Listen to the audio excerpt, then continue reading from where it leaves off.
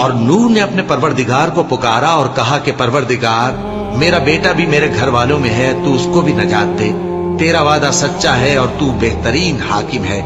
اللہ نے فرمایا کہ اے نوح، وہ تیرے گھر والوں میں نہیں ہے،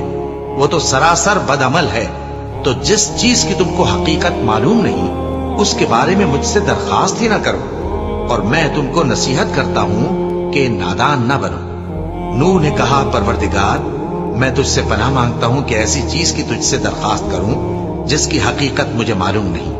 اور اگر تو مجھے نہیں بخشے گا اور مجھ پر رحم نہیں فرمائے گا تو میں تباہ ہو جاؤں گا۔ حکم ہوا کہ نوح، ہماری طرف سے سلامتی اور برکتوں کے ساتھ جو تم پر اور تمہارے ساتھ کی جماعتوں پر نازل کی گئی ہیں اتر آؤ، اور کچھ اور جماعتیں ہوں گی جن کو ہم دنیا کے فوائد سے بہرہ مند کریں گے، پھر ان کو ہماری طرف سے عذاب علیم پہنچے گا۔